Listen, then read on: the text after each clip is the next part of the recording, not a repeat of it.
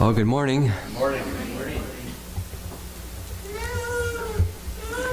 So the last few weeks have been very strenuous and full of trial and suffering, I guess, in different ways. I guess some people, moving really wouldn't affect them too much. They take change well. They can transition easily to new environments. I'm not one of those. I'm very methodical, do the same thing every day, and even the same way every day. That's just kind of who I am.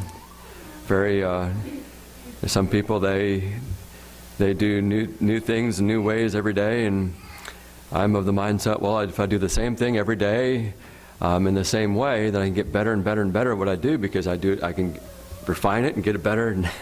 So anyway, that's who I am. I like a steady life, and change seems to rock my boat. And so moving has been stressful, to say the least, especially for somebody with my personality. And then the day that we move, that evening, I get sick. So fortunately, I didn't get sick before moving, but that evening, after our friends had helped us to move in, that evening, boom, got sick just like that, and terribly sick. Not just a little touch of something, but I was down for the count. Very, very ill. And then the rest of my family proceeded to get sick after me. And so here, follow my example. But so here we are, surrounded by chaos. I'm not one that does go with chaos at all. I really struggle in chaotic environments. And then on top of that, we're all sick, and I'm really, really sick. Probably I was the worst one of all of our family who got sick, and barely functioning. And then, so that was Saturday, I get sick. Sunday, Monday, Tuesday, Abigail going down the road and hydroplanes around a curve and lands in a ditch, 15-foot gully alongside the road. You couldn't even see the car from the road. I mean, if she had lost consciousness, nobody would be able to know where she was, because you couldn't see the car from the road. It was surrounded by trees and down in the gully and on its roof. And she had to crawl out one of the broken windows and get the phone call. I just flipped the car, and so stress upon stress, and so thank God she wasn't physically injured. Hardly at all. I mean, there's aches and pains. She's going to a chiropractor to get some of those things worked out. But now, since the accident, it's affected her emotions and her glands. I'm not sure what all is going on, but she's having difficulty functioning about half the time now. Hopefully, she'll pull out of that. But again, it's so here's the chaos of moving, us getting sick, the accident, totaling the car. Abigail's not functioning well, and one thing after another after another. So some people like to pretend they have it all together, and they wear this image of power and prestige and having it together, and that's not me. I don't have it all together, and I don't pretend like I do. But I'm thankful that for Jesus, and that He, in the midst of all of our chaos, He is order. In the midst of our insufficiency, He is our sufficiency. In the midst of our weakness, He is our strength. Now, when you're in the middle of it, you don't really feel that. But it's true. And He's the one that carries you through all that chaos and weakness and insufficiency. And so I'm so thankful for Jesus and for His strength, and that He is our good shepherd. I don't know, so many people in this world, they go through life without having a good shepherd to lean on and to rely on. I don't know how they do it. I mean, I need a good shepherd. So I'm so thankful for Jesus being our good shepherd, that He cares about us, He loves us, even to the extent where He was willing to give His life for us when He died on the cross and gave His life for His sheep. But John chapter 10 has meant a lot to me during the last couple months. Jesus talking about himself being the good shepherd. And I'd just like to read a little bit from John chapter 10. And he says, "Verily, verily, I say unto you, he that enters not by the door into the sheepfold, but climbs up some other way, the same is a thief and a robber. But he that entereth in by the door is the shepherd of the sheep. To him the porter openeth, and the sheep hear his voice." And I love this line, he calls his own sheep by name. And back in Psalms, towards the end of the Psalms, I think it's 148, it says that Jehovah calls all the stars by name. Just think of all the millions and billions of stars. But not only does he know all the stars by name, but Jesus Christ knows all his sheep by name. He calls his sheep by name. When you're going through chaos and suffering and trials, he calls you by name. He says, I know what you're going through. I'm with you. I know your name. And he leads them out. He goes before them. And when he putteth forth his own sheep, he goeth before them, and the sheep follow him, for they know his voice. And a stranger will they not follow, but will flee from him, for they know not the voice of strangers. Then said Jesus unto them, Surely, surely I say to you, I am the door of the sheep. All that ever came before me are thieves and robbers, but the sheep did not hear them. I am the door. By me, if any man enter in, he shall be saved. He shall be saved, and shall go in and out and find pasture. He shall go in and out and find pasture. The thief cometh not but for to steal and to kill and to destroy. I am come that they might have life, and that they might have it more abundantly. I am the good shepherd. The good shepherd gives his life for the sheep. Usually it's the other way around, right? The sheep give their life for the shepherd in some way. You know, the shepherd doesn't raise sheep for nothing. He usually, he enjoys meals of mutton and lamb and what have you, and takes the wool. So usually, the way humans work, the sheep give their lives to the shepherd. But Jesus is the good shepherd, and the good shepherd gives his life for the sheep. And I'm so thankful that's what Jesus did when he died on the cross. He gave his life for me. I am the good shepherd, and know my sheep, and am known of mine, and I lay down my life for the sheep. No man taketh it from me, but I lay it down of myself. My sheep hear my voice, and I know them, and they follow me, and I give unto them eternal life, and they shall never perish, neither shall any man pluck them out of my hand, and no man is able to pluck them out of my Father's hand.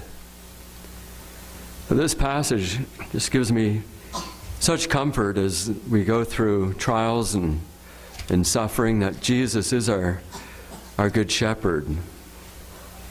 It says that the sheep go in and out and they find pasture. And that reminds me of Psalm 23, where David writes, The Lord is my shepherd, I shall not want. He maketh me to lie down in green pastures. He leadeth me beside the still waters. He restoreth my soul. He leadeth me in the paths of righteousness for his name's sake. Yea, though I walk through the valley of the shadow of death, I will fear no evil, for thou art with me. That's the bottom line. Because the shepherd is with the sheep, we have no legitimate reason to fear evil. For thou art with me, thy rod and thy staff, they comfort me. So Jesus is the good shepherd. He has such a heart of love and kindness and grace and mercy and compassion. But not only does he have a good heart where he wants to be loving towards us and be a good shepherd towards us, but he also has the the power to execute his desires of love and mercy towards us. He has the power to bring them to pass.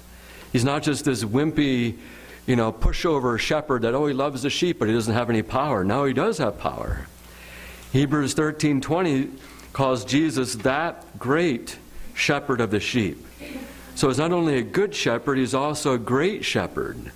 He has the power to bring to pass in our lives the love and the mercy that as his heart as a good shepherd would want to give to us. He's that great shepherd of the sheep.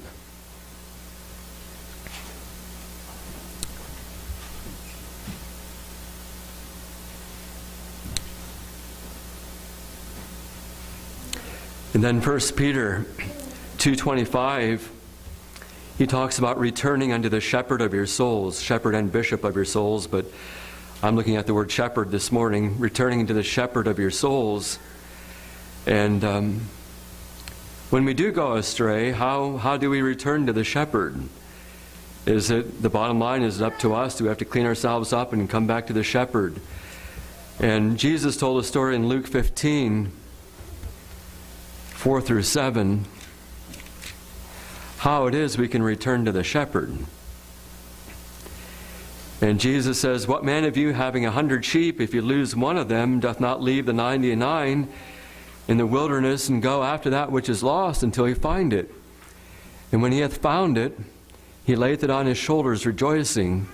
See, we tend to think, well, what man of you having 100 sheep and one sheep goes astray? Well, that sheep has to clean himself up, get the burrs out of the wool, and wash off the mud, and fix his broken leg, and limp back to the shepherd and say, here I am, shepherd, I'm coming back to you. But, and we do have a level of responsibility, but I'm so thankful that the bottom line is Jesus. Jesus finds his lost sheep. Jesus finds his lost sheep, and he's the one that leans over the cliff of the edge of the cliff, and he reaches down and picks up the lost sheep and picks the burrs out of the wool and cleans off the mud and sets the broken leg and lays the sheep, the lamb, over his shoulder. And when he has found it, he lays it on his shoulder, rejoicing. And when he comes home, he calleth together his friends and neighbors, saying unto them, rejoice with me, for I have found my sheep which was lost. I say unto you that likewise joy shall be in heaven over one sinner that repenteth, more than over 99 just persons which need no repentance. So I'm so thankful. Peter talks about returning unto the shepherd of your souls, and how does that happen? Well, Jesus in Luke 15, he talks about he's the one who finds that lost sheep and he brings them back to himself. I'm so thankful for the good shepherd, and when we're going through trials and suffering, we may not feel his presence, but he's there. And you look back over the time of suffering and you say, oh, I'm so glad he carried me through. I'm so glad I was laid on his shoulders and he picked me up and brought me back and cleaned me up and dressed my wounds. So thankful for the good shepherd of the sheep, who is also the great shepherd. The marvelous thing is that 2,000 years ago, the good shepherd, the great shepherd, he became a sheep. He became the Lamb of God who takes away the sin of the world, like John the Baptist said, behold the Lamb of God who takes away the sin of the world. So when he hung on the cross of Calvary, in one sense he was a shepherd, but in even a much greater sense he was the sheep. He was the Lamb of God who is dying for the other sheep that he takes care of, who had gone astray. All we like sheep have gone astray. We have turned everyone to his own way, and the Lord has laid on him, Jesus, the iniquity of us all. So the good shepherd, the great shepherd, became a sheep. He became a lamb, the Lamb of God who takes away the sin of the world, as he hung on the cross of Calvary. And that was his ultimate act of love, when the good shepherd became a sheep. So, Lord Jesus, thank you so much that you do carry us through trials and afflictions and pain and suffering, and you are our good shepherd. And we may not feel your presence so much when we're going through the pain and suffering at times, but we can look back and realize, boy, I'm so glad that you put me on your shoulders and carried me through this time. Thank you, Lord Jesus. You are our good shepherd. Not just a good shepherd, but you're my good shepherd.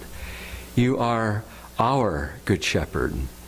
And you're not only good, you're great. You're the great shepherd of the sheep. And you're able to execute in our lives the love and the compassion and mercy that you intend towards us from your heart of being a good shepherd. Thank you so much, Lord Jesus. Thank you that when we don't have it together, you do. Thank you. And thank you most of all, Lord Jesus, that you became a sheep, the Lamb of God who hung on the cross and who died for our sins. Your precious blood was spilled for us. Your body was broken for us. Thank you so much. And now as we experience communion with you through partaking of the elements representing your blood and your body, we just pray, Lord Jesus, that you would forgive us of any sin that is between you and us, and that there be nothing hindering fellowship with you and nothing in the way of communing with you right now. So we just ask you to forgive us and cleanse us from our sin, that we would be pure and clean as we partake of this communion with you. Thank you, Lord Jesus, so much for dying for us. In Jesus' name we pray. Amen.